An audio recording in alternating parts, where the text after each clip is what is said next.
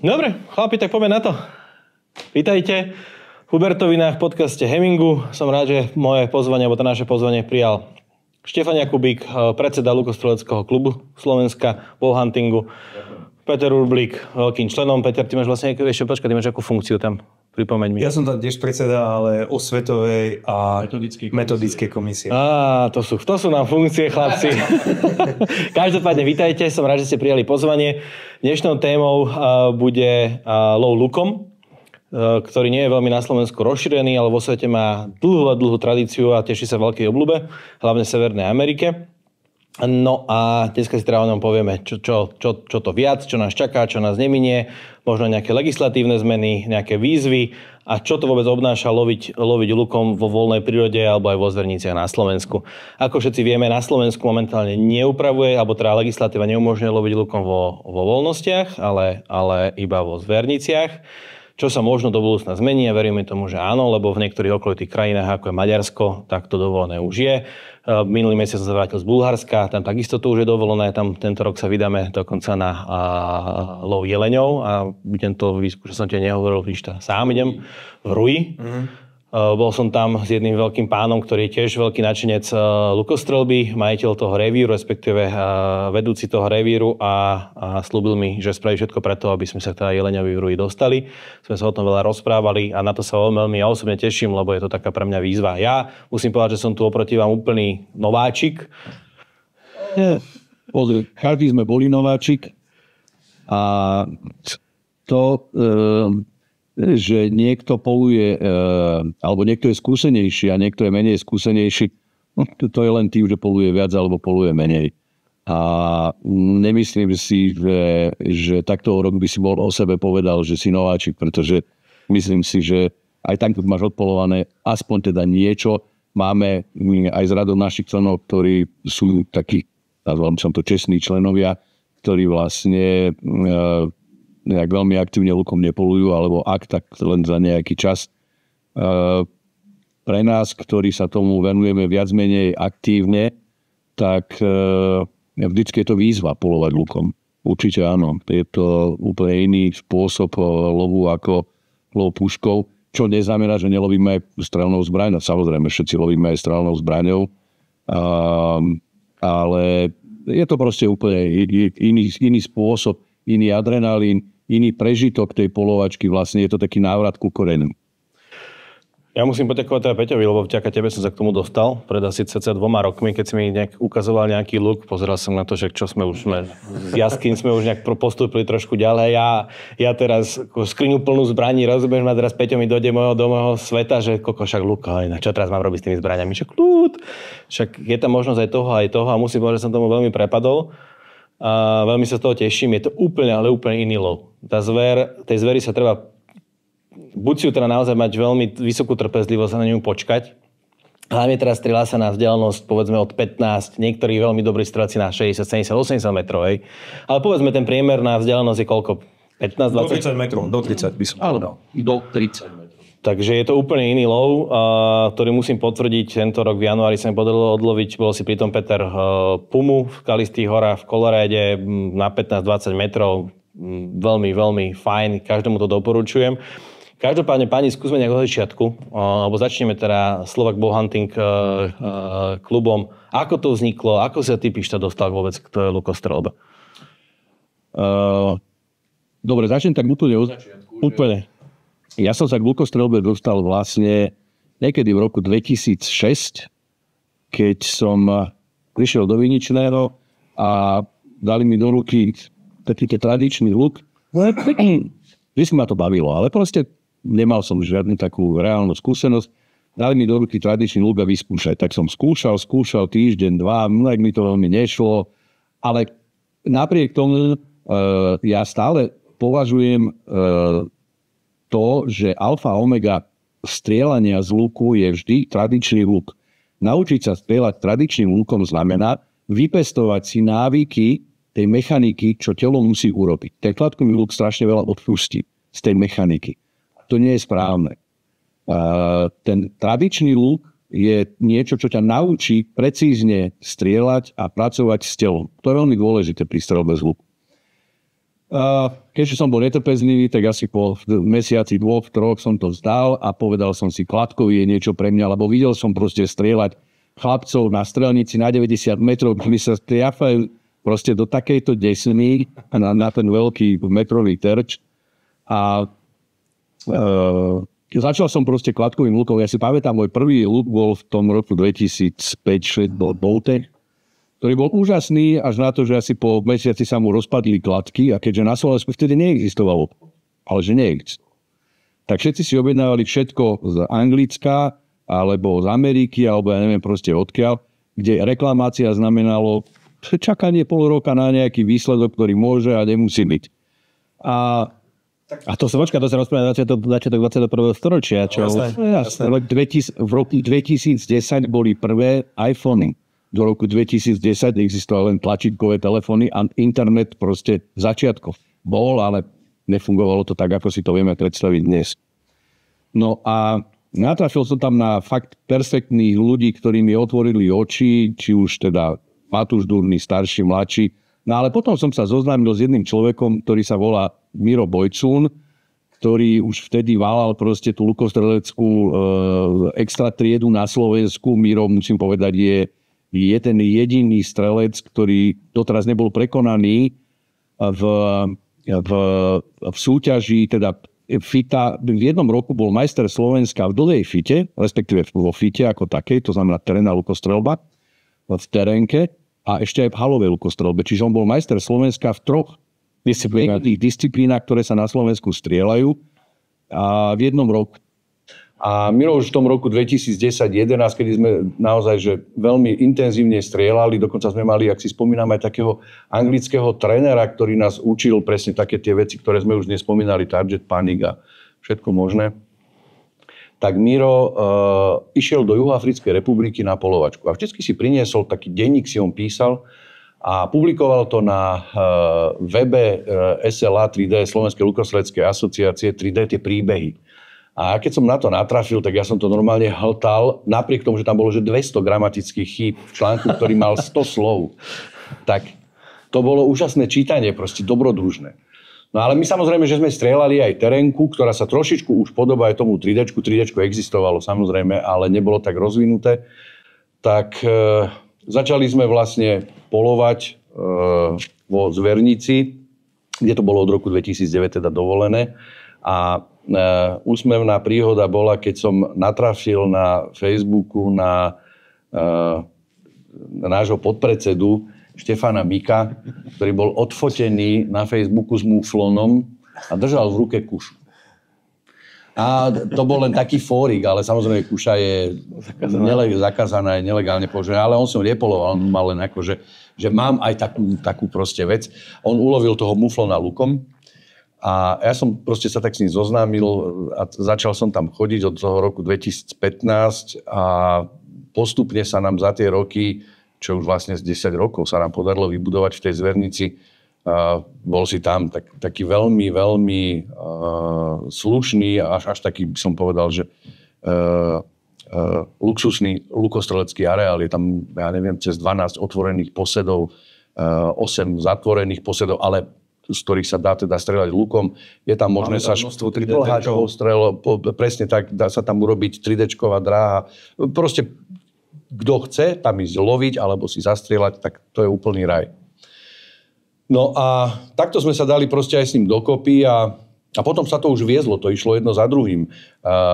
Napísali sme knihu a to vlastne mňa Števo dotlačil, lebo hovorí, počúvaj ma, neskúsime tak, že niečo o tom napísať. Však sme už dlho polovali, po 2 rokoch, ale intenzívnych polovačiek. Jar, alebo teda od moriek, vlastne od 16.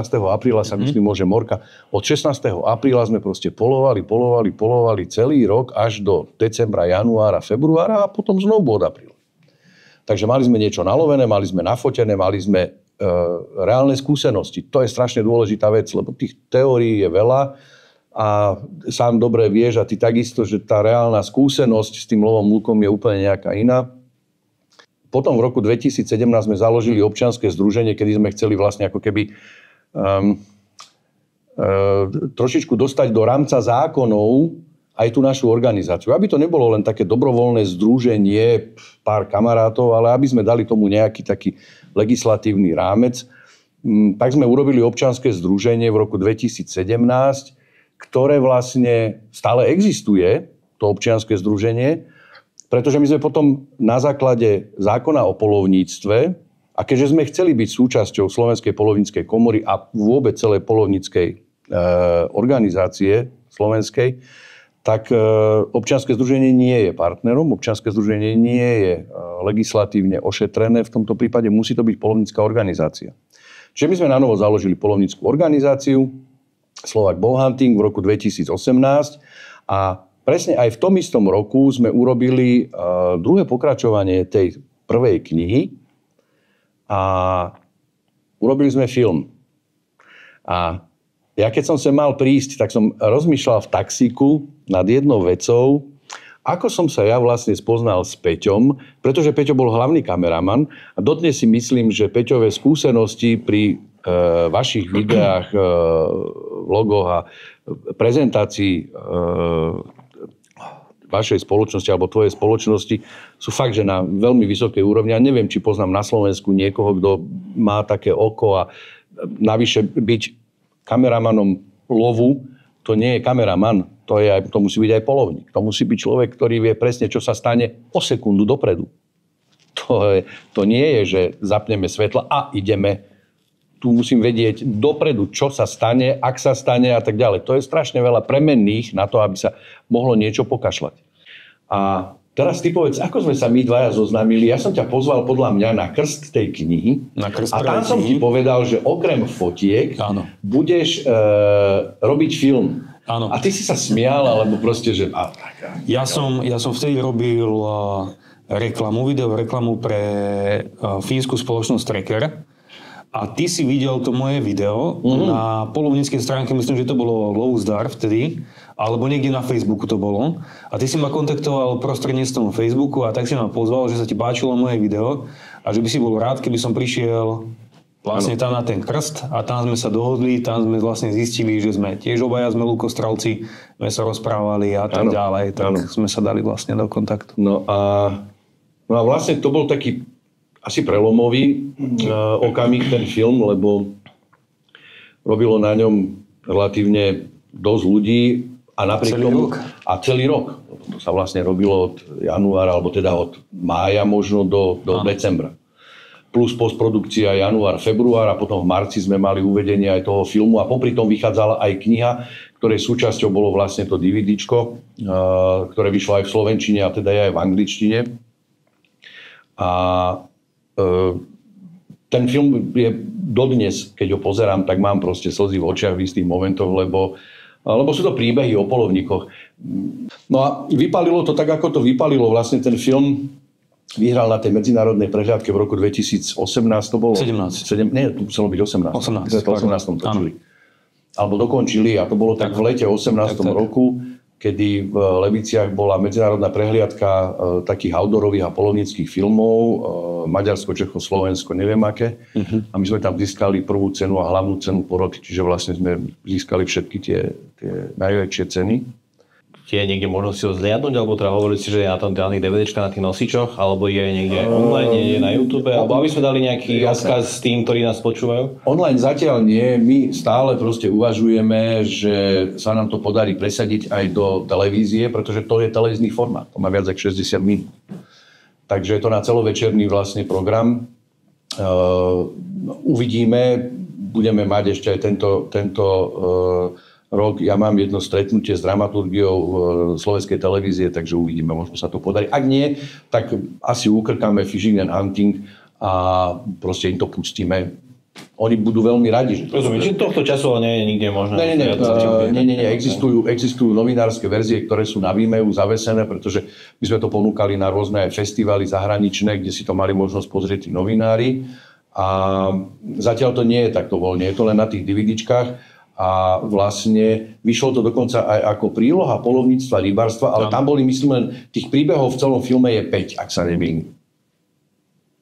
Máme morku, diviaka, srnca diviaka, Jelenia Muflona Daniela. 6 príbehov, v podstate samostatných, ktoré sú ale v jednom filme a tak sa logicky prepájajú.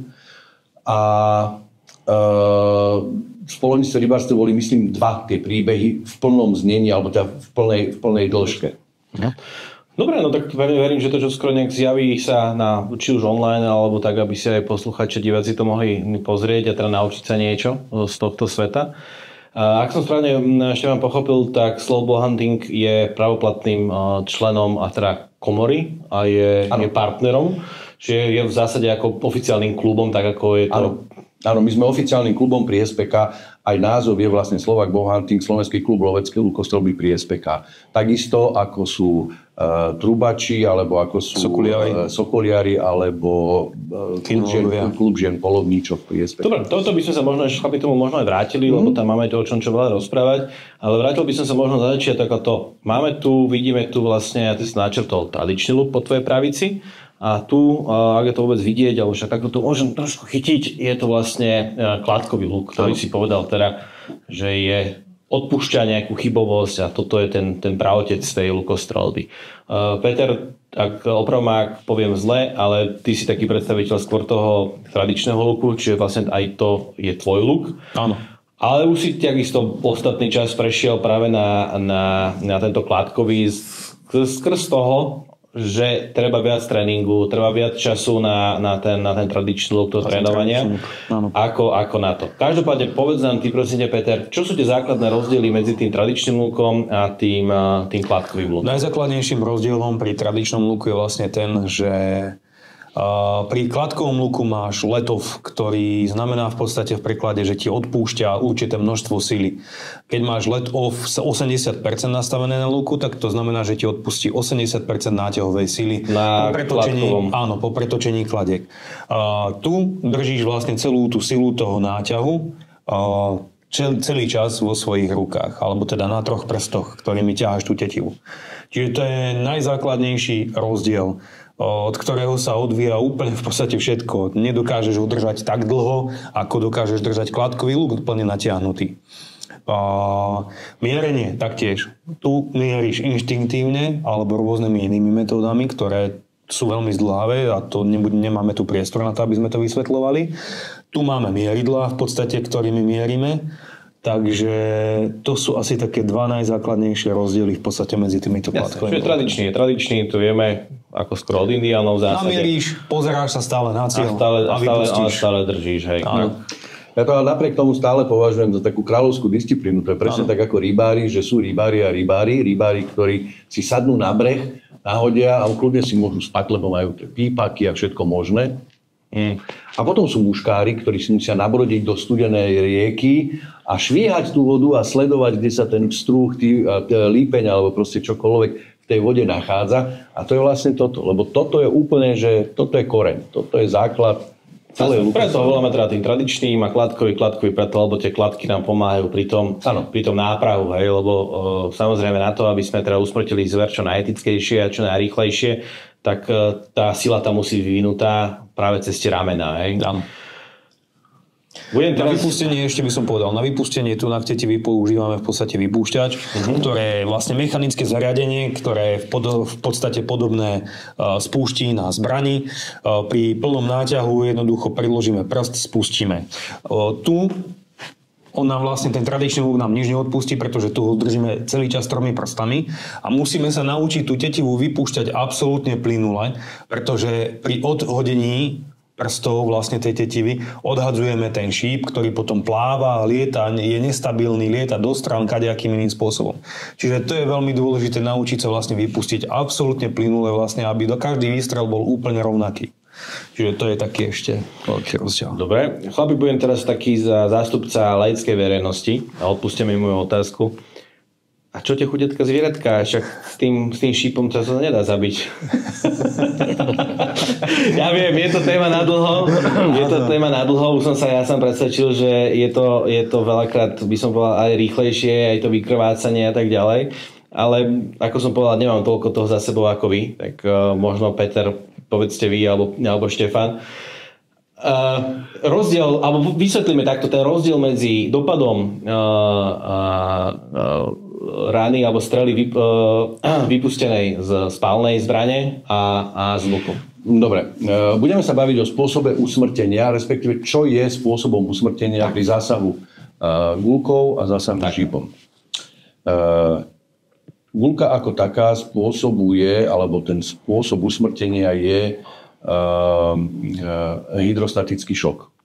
To znamená, guľka vysokou kinetickou energiou a rýchlosťou tlačí pred sebou všetko. Tekutiny. Každé telo je plus minus 60-65, pri starších jedincoch je to menej, pri mladších je to viac. Je zložená z takého percenta vody. Tým pádom tá guľka vlastne tlačí pred sebou všetky tekutiny, ktoré sú, takže trhá, ničí.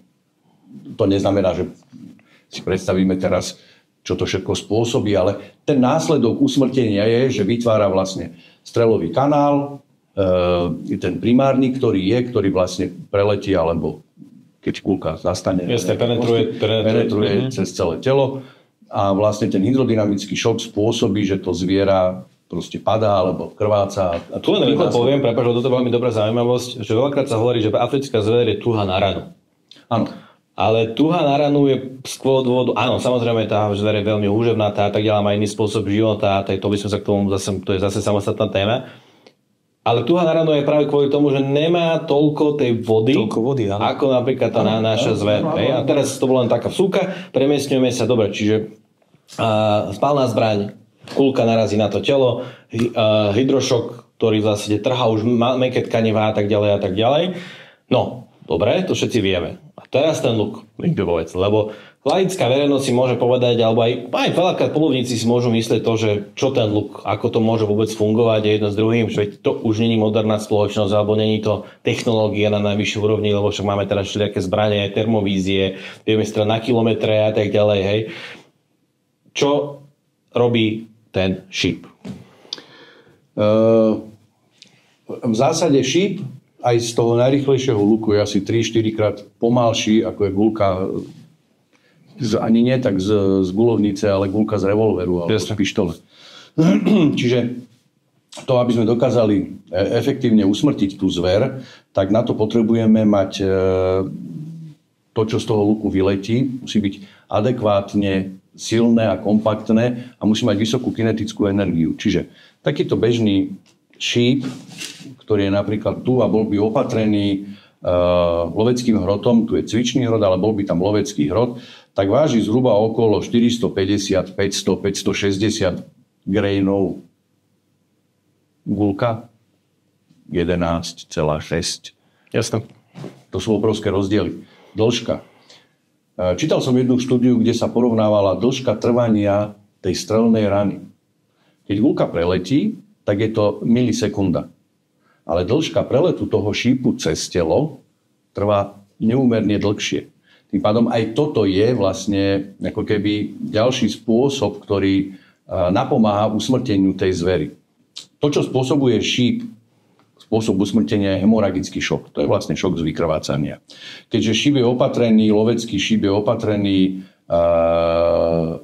hrotom, ktorý má ostré rezné čepielky, tak spôsobuje vlastne reznú ranu. A tá rezná rana má za následok, že tá zver, keď je zasiahnutá správne, tak krváca. Krváca vlastne z veľkých tepien, z ciev. My sa snažíme vlastne, lukostrelci, strieľať vždy v zásade len na komoru, to znamená pľúca, srdce. A pľúca sú popredkávané veľkými cievami. V okolí srdca sa nachádzajú všetky dôležité tepny a cievy. Čiže pri takomto zásahu tá zver v podstate začne veľmi masívne krvácať. Je schopná odbehnúť, ale hlava sa prestane, respektíve mozog sa prestane dokrvovať, okysličovať, dochádza k masívnej strate krvi a zver upadá do bezvedomia. Čo je ale pri šipe určite iné, a je to preukázané rôznymi štúdiami, že nakoniec aj výsledky tej našej štúdie to dokazujú, že zver je o mnoho menej stresovaná pri výstrele z luku. A tým, že dochádza k strate proste krvi a okysličeniu mozgu, tak zamdlie a zhasne. Čo je istom momente asi humánejšie, aj vzhľadom na to, že teda tú štúdiu, ktorú asi spomenieme možno v otázke osve, tak nedochádza k takým proste hormonálnym zmenám v tom tele, ktoré by znehodnocovali potom tú divinu. Jasne. Takže môžem pozbudiť aj nejakých mladých záujemcov o lukostrelbu? Určite áno. Tí mladí, pokiaľ, samozrejme, každý si chce vystreliť a chce mať pušku a zbraň, ale v istom momente to dosiahne svoj vrchol a povie si, a ja by som si to chcel sťažiť. A ja by som chcel, aby to bolo proste, nebolo to možno také jednoduché a možno, aby som si to urobil trošku ťažšie, ale... Aby to bola výzva. Aby to bola výzva, lebo tá lukostrelba, to sú nároky na toho strelca. To nie je, že nakrájam si sem klobásočka z Papajma, že si nakrájam klobásočku na posede. Ak by som mohol povedať, nie je to len nárok na strelca, ale lovca celkovo, alebo polovníka, pretože ty tým, že sa potrebuješ dostať naozaj blízko, potrebuješ vedieť čítať tú zver, potrebuješ vedieť predvídať jej pohyb, potrebuješ poznať to, kde sa pohybuje, potrebuješ poznať etológiu tej zvery. Znalosť tej zvery a prostredia musíme na oveľa vyššej úrovni. Tá lukostrelba dokáže aj teba ako samotného polovníka alebo lovca povýšiť na lepšieho v podstate a pomôcť ti to aj pri tom love tou puškou. Určite áno. Všetci traja sme robili polovnícke skúšky. Pri lukostrelbe alebo polovníckej lukostrelbe je alfa omega znalosť anatómie zvery. Jej správanie, ktorý okamih, ktorá stotina sekundy, a to ty teraz je najlepšia pre ten výstrel, kedy tú nohu vykročí, ako strieľať, keď je trošičku z 3/4 zozadu, že na tú protiláhu a tak ďalej, tak ďalej. Vedieť si vypočítať tú trajektóriu toho šipu. To sú veci, ktoré pri gulke, alebo teda love so strelnou zbraňou vlastne odpadajú. Tam to nepotrebuješ. Áno, to s tebou súhlasím. Práve pred týmto podcastom sa ešte vonku rozprávali o tom, že nedávno som sa vrátil z Namíbie, kde som úspešne odlovil tá lukom Impalu. Ale stalo sa to, že prvýkrát som používal práve mechanické hroty, otváracie hroty. A stalo sa mi teda to, že aj po dobre mierenej rane sa otvoril mi vlastne iba jeden hrot, ktorý potom zmenil v tom tele trajektóriu. Hej? A keď som ten hrot, alebo respektíve keď som celý ten šip našiel, tak som ho ovoňal a pochopil som, že prešiel vlastne dutinou brušnou a je cítiť ho po tom obsahu. Takže sme hneď vedeli, čo sa stalo, lebo samozrejme.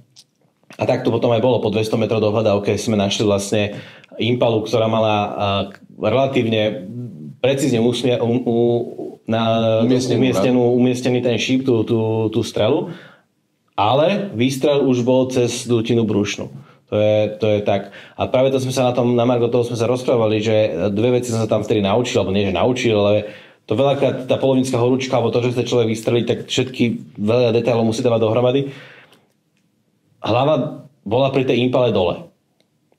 Čo mi potom aj domáci povedali, čo sú tiež lukostrelci, že Roman, že radšej čakaj, kým tá zver dá tú hlavu hore. Prečo? No preto, lebo má inak natiahnutú tú kožu a keď ju ty strelíš s hlavou dole a potom už uteká s hlavou hore, tak tá koža sa vlastne posunie a už nefarbí toľko. Nemá to vplyv samozrejme na to zhasnutie tej zvery, ale na jej prípadne dohľadávanie. To je prvá vec. Druhá vec, ja som napríklad je to natočené, môžeme to potom použiť aj vlastne v tomto vlogu.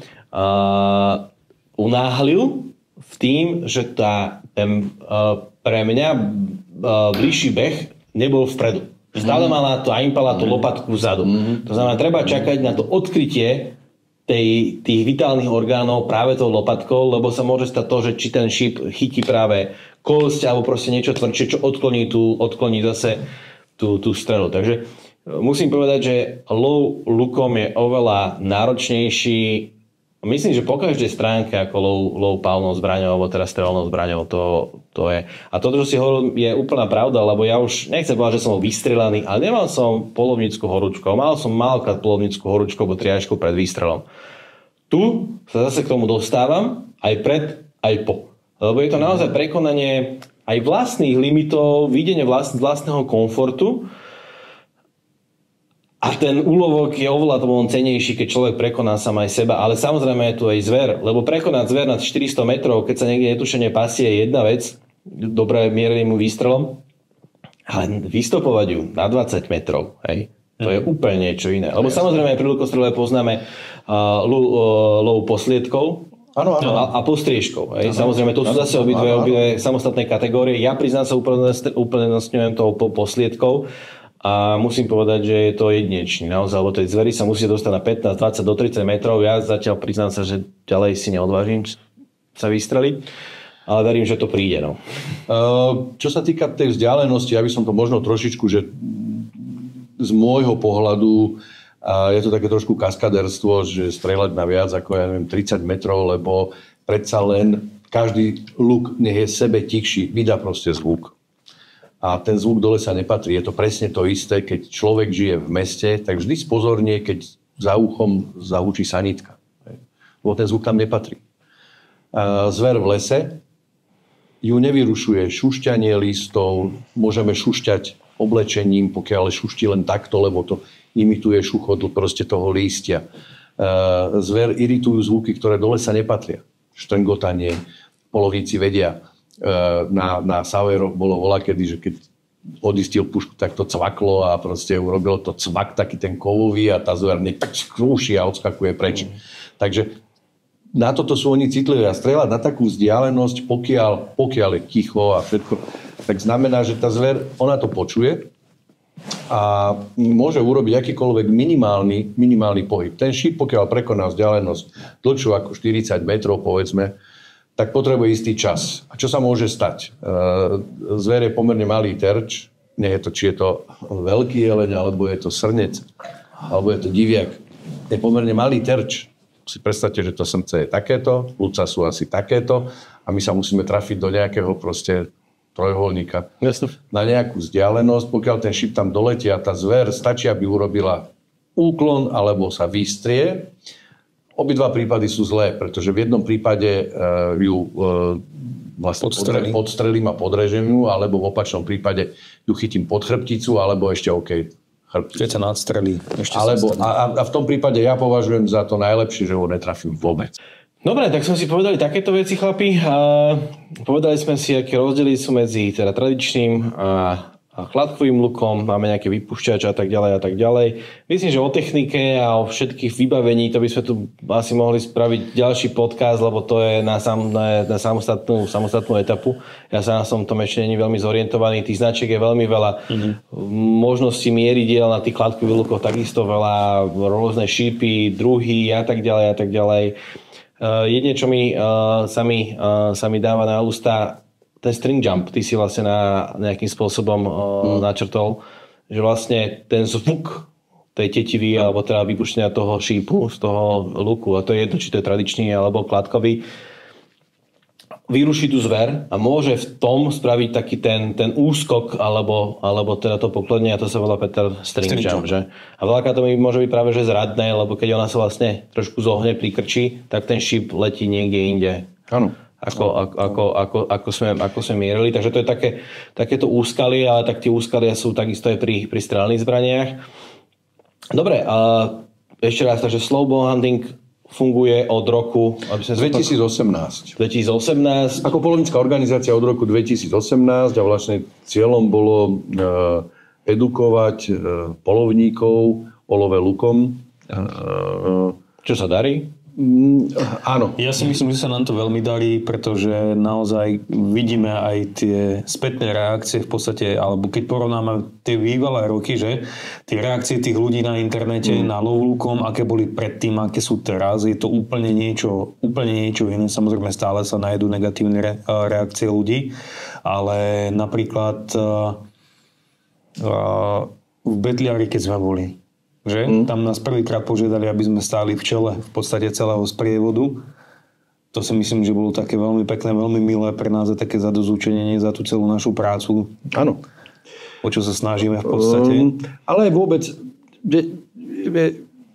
obidva viete, že vlastne my musíme trošku tak bojovať, ale všeobecne asi aj polovníctvo je v takej, a nie len u nás, to je naprieč celou Európu, v takej kríze, kedy vlastne z každej strany sa sypú invektívy voči polovníctvu a samozrejme, ktoré ale vyplývajú len z neznalosti. A to, že my sa snažíme proste stále rozprávať, že lukostrelba je len jedna metóda. Vlastne od toho roku 2018 sme tak trošičku začali pracovať aj bližšie s tou polovníckou komorou, alebo teda s polovníckou samosprávou a vedením na tom, aby sa do nového zákona o polovníctve dostala aj lovecká lukostrelba. Ono to bolo už v roku 2021, ak sa dobre nemýlim, bolo to v roku 2021 na spadnutie, áno, 2021, kedy nový zákon o polovníctve prešiel prvým čítaním a nedostal sa do druhého čítania. A bol tam paragraf, myslím, ak sa nemýlim, tak to bolo paragraf 62, ktorý pojednával o polovníckej lukostrelbe. Neprešiel už do druhého čítania, čiže vlastne celý zákon, ale ako unblock bol proste neschválený. Teraz máme rok 2025, nový zákon je znovu na stole. Prešiel všetkými možnými pripomienkovými konaniami a teda ten paragraf o loveckej lukostrelbe tam je. A ja pevne verím, že teda ak sa to dostane na program vlády alebo teda program rokovania Národnej rady Slovenskej republiky, tak ten zákon sa schváli. Tak držme si teda palce.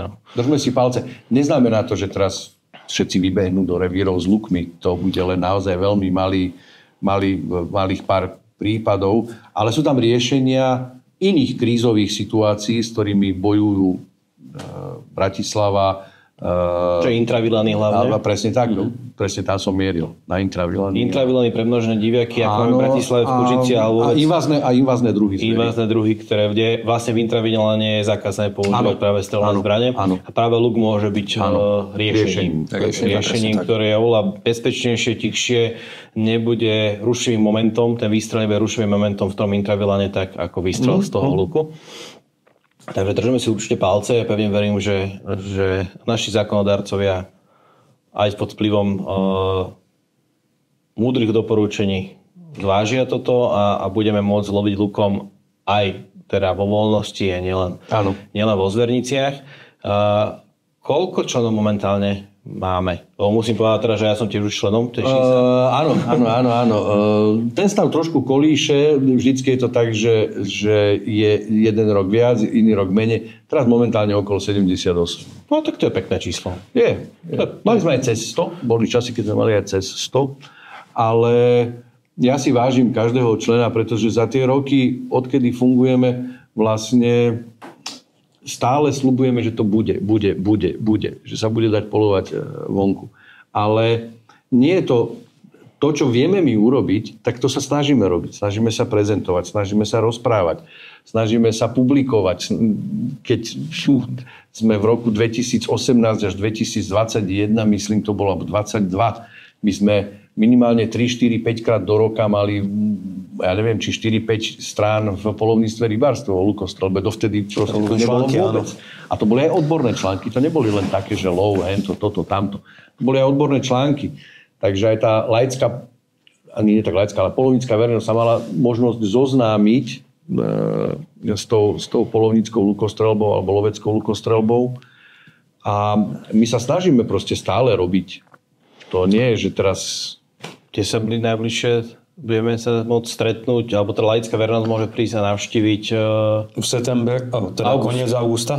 Áno, koniec augusta. Čo to je posledný augustový týždeň, víkend, posledný augustový víkend budeme v Svätý Anton. Svätý Anton. Tak tam budú veľké hubertské slávnosti polovnícke a tam vlastne budete mať aj vy vlastne, alebo budeme mať my tam stánok a ľudia môžu prísť sa popýtať nejaké otázky, zaujímať sa či už o členstvo alebo samotný lov tým lukom a tak ďalej. Aj vyskúšať si lukostrelbu. Áno, samozrejme. Pri tejto príležitosti musím povedať, že lukostrelba má dlhú tradíciu a v niektorých krajinách, hlavne Severnej Ameriky, je dokonca protažovaná aj uprednostňovaná pred klasickou, nie že klasickou, ale pred strelopálnymi zbraňami. Napríklad sezóna na losy, elkov a tak ďalej je hlavná sezóna, keď sú v rúji, je lukom. A až potom nasleduje puška. Čiže vo vyspelých demokraciách, ak môžeme takto nazvať napríklad Spojené štáty americké alebo aj Kanadu, čo asi môžeme, tak práve tam uprednostňujú lov takýmto tradičným spôsobom a to je lov lukom, ktorý inak zasahuje do tej prírody ako s tou strelnou zbraňou, čo mne sa osobne veľmi napríklad nepáči. Každopádne sme načali takúto tému a to je vaša, alebo teda štúdia, ktorá bola realizovaná práve na margo toho rozdiel medzi strelnou zbraňou a lovom lukom. Teda možno v skratke niečo o tom ešte Štefan, povedz, že ako to prebiehalo, čo bol za cieľ a aký bol výsledok a na čo sme vôbec prišli? Skrátim to, lebo je to dlhý materiál, ale skrátim to od roku 2000, vlastne 18-19 sme začali zbierať štatistiky o love lukom. Najskôr samostatne každý vedel, čo strelil, kedy strelil a tak ďalej. Ale potom od roku 2019 sme vlastne na členskej schôdzi, každý člen dostal taký dotazník, alebo bol to záznam o ulovení zvery lukom, kde bolo treba vypísať, čo som strelil, meno teda strelca, čo som strelil, ako som strelil, nakreslené možnosti. Taký formulár, kde bolo aký hrot použil. Štatistické údaje. Presne tak, aby sa dali spracovať jednotné štatistické údaje. A toto sa zbieralo samozrejme s fotografiami.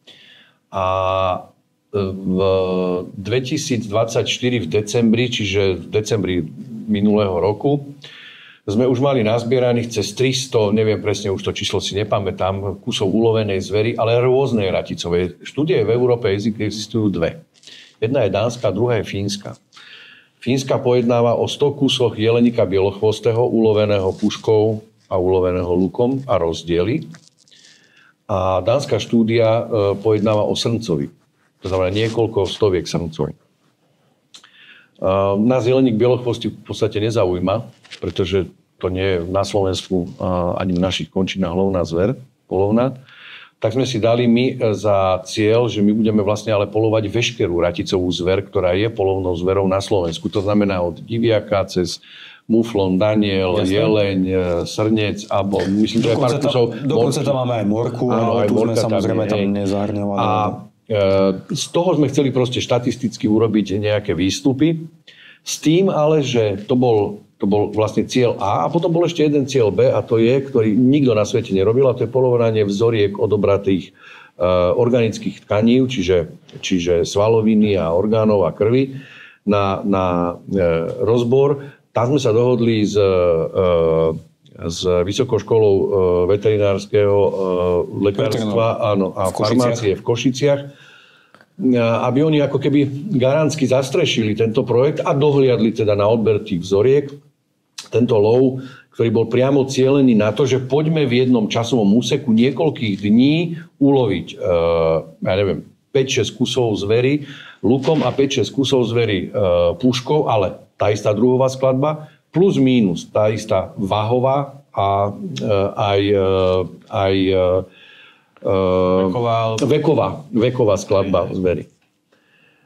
Čo bol hrozne ambiciózny plán na to, že sme na to mali 4 dní. Tam v tej zvernici sa nám x-krát stalo, že 16 ľudí sedelo s puškami a 2 dní sme ani nevystrelili. Čiže to bolo hrozne ambiciózne a povedali sme si, no tak nevíde, proste nevíde. No, išlo teda o to, aby to bolo strelené plus minus ešte v tom danom čase? Áno.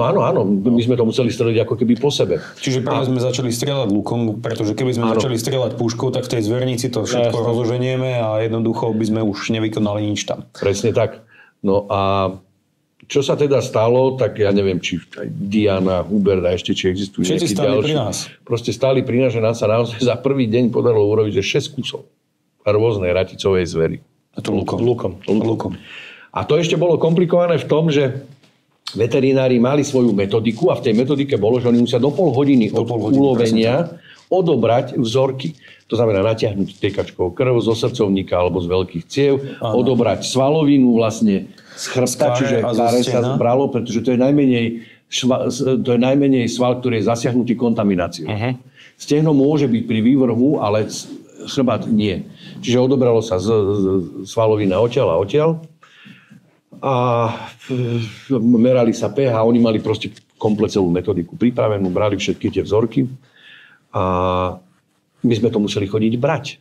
To znamená, že keď niekto strelil, tak tá štvorkolka alebo ten traktorček musel proste sa prehodrkať cez tú zvernicu, kde rušil aj ostatným, lebo to je počuť po celej tej zvernici.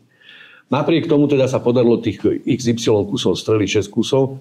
Na druhý deň sa podarilo streliť tiež 6 alebo 7 kusov puškou, ale viac menej tá istá druhová skladba. Z týchto 6 lukom a 6 puškov sme vyčlenili 3 a 3, ktoré išli na priame porovnávanie, lebo tie boli viac menej úplne identické, čo sa týka váhy, čo sa týka vekovej skladby a čo sa týka druhovej skladby. Takže tam bol na porovnanie bol Muflon, bol Daniel a Danielka a Diviak. Áno. No a výsledok tej štúdie bol taký, že vlastne ten cieľ A, kde sme porovnávali na základe záznamov o úlovení zvery, tak bol ten výsledok tých rôznych štatistických údajov vyšiel tak, že zver po ulovení alebo po zásahu šipom odbehuje maximálne do 50 metrov. To znamená maximálne do 50 metrov. Priemerne. Ja neviem, priemerné číslo bolo cez 80 alebo 90%. Isté sú prípady, keď sme dohľadávali 200 metrov, 500 metrov. Ale to vlastne koreluje ale s strelnou zbraňou. Keď sme to porovnávali aj s tým, čo sa ulovilo puškou.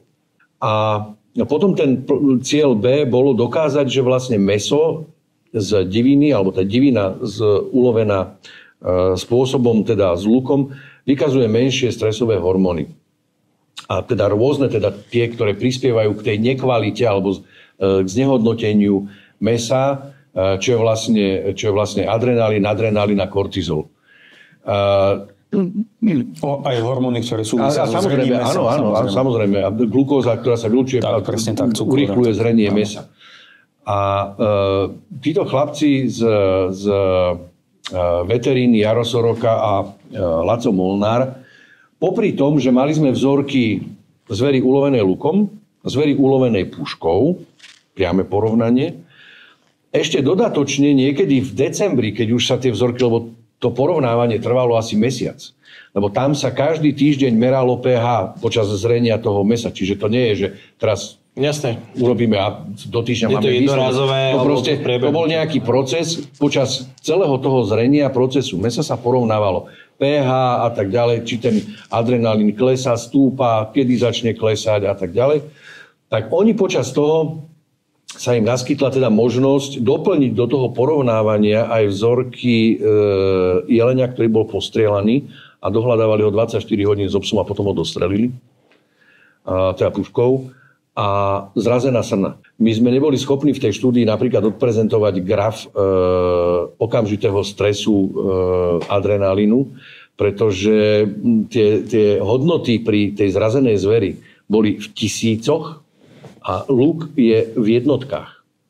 To je graf, ktorý je na jednej strane 1000 a porovná niečo v jednotkách. To sa proste nedá. Takže až tak obrovský rozdiel je. Dobre, to má vplyv teda na tú kvalitu toho. Áno, samozrejme. Ako sme si povedali, lukom sa snažíme, alebo tá šipom sa snažíme zasiahnuť ten vitálny orgán, hlavne teda obidva laloky plúcne, respektíve ideálne komoru, teda srdce, na základe čoho vlastne zver vykrváca. To vieme, že keď zver vykrváca, tak to má priamy vplyv na kvalitu toho mäsa, alebo to ideálne, že keď to vykrváca. Čiže táto štúdia nám vlastne preukázala to, že kvalita mäsa po zásahu alebo usmrtení zvery lukom je kvalitnejšia, vyššej kvality a zároveň spôsobujeme tým zverím nižší stres. Nižší stres, nižšie utrpenie v podstate. Dalo by sa povedať, že tá rana alebo to usmrtenie tej zvery je etickejšie ako pri usmrtení celého. A tým pádom nie je to o nič menej účinný ten luk ako vlastne strelná zbraň.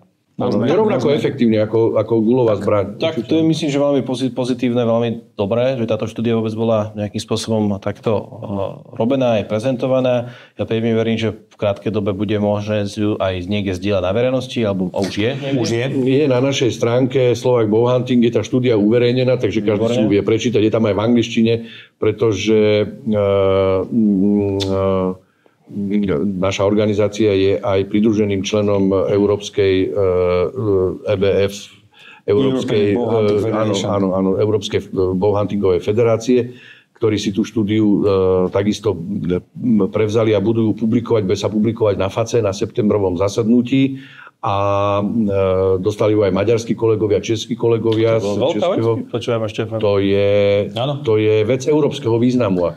Úplne alebo vážne. celosvetového by som povedal, pretože neviem o žiadnej také podobnej štúdii a ešte raz by som povedal, bolo to robené vlastne pod záštitou univerzity v Košiciach veterinárnej, vykonávané odborníkmi, ktorí majú skutočne akože svetoznáme mená, by som povedal.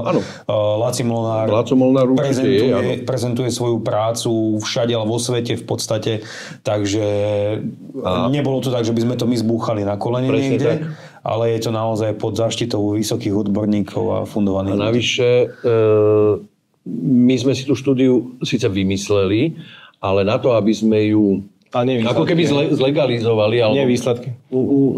Nie. Nie, výsledky sú normálne zdokumentovateľné a doložiteľné, pretože aj tá časť o úlovkoch je doložená každá fotografiou, čiže to sa nedá oklamať, tam je fotografia. Ale to, čo chcem povedať, je, že aby sme dali tomu takúto naozajskú vážnosť, tak my sme požiadali o poverenie vykonať túto štúdiu Slovenskú poľovnícku komoru, kde na zasadnutí prezídia Slovenskej poľovníckej komory sme dostali vlastne poverenie vykonať túto štúdiu. Takže my sme vlastne konali ako organizácia, ktorá koná v mene preneseného významu v mene slovenského poľovníctva, aby sme takú štúdiu urobili. Tá štúdia neslúži len nám, tá štúdia bude slúžiť možno ďalším generáciám. My potrebujeme... Nie, možno, ale určite, pretože bude súčasťou výučbových plánov na Technickej univerzite vo Zvolene, kde sa učí poľovníctvo, lesníctvo. Takže už nám to bolo povedané, že to bude zaradené v podstate ako súčasťou nejakej osnovy jednoducho.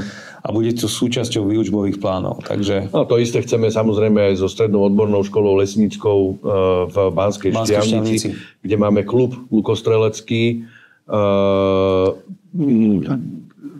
na veľmi dobrej úrovni a my tam proste vychádzame naozaj s vedením na veľmi priateľskej úrovni. Sám si mal možnosť sa zúčastniť v Banskej Štiavnici jedného takého neformálneho v podstate stretnutia s pánom riaditeľom bývalým, a on tiež už teda dôchodca Mirko, ale myslím si, že má to význam robiť takéto veci a my v tej štúdii budeme pokračovať, pretože dali sme si za cieľ, že potrebujeme mať plán aspoň 10 tých kusov, aby sme aj my boli presvedčení. Ja nemám rád, keď niekto povie, že toto je status quo. Status quo neexistuje, status quo sa mení. Ten pohár bol plný pred 40 minútami. Nejak sa to zmenilo. Takže status quo neexistuje ani v tomto prípade. A proste dali sme si za cieľ, OK, tak ešte doplníme ten počet. Podarí sa nám snáď zorganizovať 1-2 ešte také polovačky za účasti veterinárov, lebo dať dokopy zase toľkých ľudí logisticky nie je to až také jednoduché. A je to určite veľká výzva. A som veľmi rád, že takáto štúdia sa uskutočnila. Páni, povedzte mi ešte na odľahčenie, Peter, začneme tebou, taký tvoj najväčší, povedzme, lovecký úspech lukom a čo by si, a ďalej za zver, ktorú by si rád ulovil tá lukom? Začnem od konca, takže môjim najväčším snom poľovníckym v podstate je uloviť elka lukom, alebo teda vapite v Amerike. To je môj najväčší poľovnícky sen. A možno jeden z tých najväčších úspechov, keď som videl českého predsedu, alebo teda české lovecké lukostrelby, ako hádže klátkový luk o zem, pretože ja som dokázal moriaka zasiahnuť jednou ranou a ten moriak proste spravil salto a spadol na zem mŕtvy a on ho tým klátkovým lukom nedokázal odloviť. Takže to bolo na toto si ja veľmi dobre pamätám a ja som bol vždy presvedčený, že Peťo je vlastne asi bol jediný v tom čase, ktorý, keď sme začínali, poloval tradičným lukom. A tak jak povedal, že vlastne tradičný luk je taký, že keď ho natiahneš, tak tá najväčšia sila, ten najväčší odpor narastá tým náťahom. Na začiatku nie, ale už potom, keď to ťaháš, tak máš plný náťah, tak ťaháš plný luk. Peťo bol schopný udržať ten luk, ja som to zažil a poviem jednu príhodu s tou muflonkou. Ja som to zažil s tým moriakom, ja som videl bola vysoká tráva, ja som videl iba Peťa a Vragu, Sašu. Keď Peťo naťahol luk, nevidel som na čo strieľa. Zrazu iba do výšky vyletel moriak, ktorý proste spadol a to bol riadny moriak. To bol proste taký kohút, že... A ja neviem, možno aj trojročný, lebo to už malo taký štetec veľký. Áno. Sašo hodil ten luk o zem a nebudem tu rozprávať, čo teda počas najpoužívanejšia česká nadávka, a nebolo to ty vole, tak hodil luk o zem a povedal, že on sa na to vykašle, že on proste, Peťo, vysmiatý, máš nádhernú fotku z toho lovu a vlastne poloval si ho týmto lukom. Týmto lukom, presne tak. A týmto lukom som zažil, predstav si, že boli sme s Peťom ráno, ja som s ním zažil krásne polovačky, také tie, že ste 2, 3 a čo si navaríte, to si zjete a čo si donesiete, to si vypijete. A boli sme teda vo Zvernici a ráno, ja neviem, možno boli 3-4 hodiny, bolo to v lete. A nejak sa nám nechcelo spať, tak sme proste tú noc natiahli až do rána, išli sme von a ja som mal luk, on mal luk. A my sme ti cez lúku videli, ako proste slnko vychádzalo ešte len, takéto ostré vychádzajúce slnko, krásne ráno letné. A jedna osamotená muflonka. To sa nestáva. Proste tej niečo je, alebo sa odpojila, alebo čokoľvek. Peťo, tuto by si mohol uloviť. Nevidel som, nepoznám proste, ktorý by 60-ku luk proste natiahol a držal ho minútu. Mne sa to zdalo ako večnosť. Za stromom. Tá muflonka išla rovno k nám a asi tak 25 metrov pred nami sa zvrtla a išla. A teda sa otočila, ale bola stále teda na dostrel pred nami. Až sa dostala do takého úlu, že Peťo vedel strieľať. Už som videl, že ho klepalo, ale čo je samozrejme dôsledok toho, že ťahá tak silný luk. Vystrelil, trafil strom. Ale to nie, že trafil strom, on by ju bol trafil, len ona sa pohla, alebo proste niečo, že bolo to aj v dobrej výške, aj dobrý smer, ona sa pohla a ten šíp letí relatívne pomaly a sa to odohralo všetko proste tak strašne rýchlo, áno, stringžam, že ona odskočila. No, ja som vtedy zostala, že tak, už sa videl všetko, ale toto ešte ne. To patrí k tomu polovníctvu. Dobre, Štefan, ty nám ešte prezrieť, prosím ťa, aký je tvoj najväčší polovnícky sen lukom? Nemám také, že nejaké veľké sny, ale asi by som chcel uloviť jelenia v rúji. Vo voľnosti? Vo voľnosti. A čiže jelenia v rúji a samozrejme láka ma Amerika. A či by to boli niektoré z tých ovcí. A napriek tomu teda, že si mi spomínal aukcie. Áno, v Amerike sú veľmi známe aukcie, lebo tam tá zver, alebo teda tie licencie na tú zver sa získajú trošku iným spôsobom a tie ovce, momentálne americkí lovci sú úplne crazy, to znamená, že sú veľmi zblázení povolové ovci. Je jedno, ktorá to je, tak sú schopní platiť nenormálne peniaze. Tento rok sme boli s Petrom svedkami toho na jednej aukcii na Valchi Foundation, kde padol svetový rekord 1,2 milióna dolárov. Neviem, či už sa mi tá otázka tak veľmi páči. Samozrejme, dá sa tomu dostať iným spôsobom. To je zase téma na ďalší podcast, ako vlastne sa loví v Amerike, ako získajú licencie, ako tam oni majú vlastne tú nie že len dražbu, ale získavajú tie body a získavajú tie licencie. Ale je pravda tá, že veľkí chlapci, veľkí rančeri získavajú tie licencie aj v dražbách, a kde tie ceny idú do neuveriteľných závratných výšin, ktoré sú pre nás až nepochopiteľné. Čo ti povedať? No tak držím ti palce. Vieš čo, a možno, že tú moju časť by som uzavrel aj tým, že ten lov lukom niekedy nie je o veľkých trofejách. A ja osobne, ja už sa teším aj z toho, že sa stretne dobrá partia a naozaj preferujem aj polovačky, kedy sa stretnú priatelia a porozprávajú sa pri ohni, zážitky. Nevidíme sa tak často, aby sme si nemali čo porozprávať. A vždy privítame aj do partie proste kohokoľvek.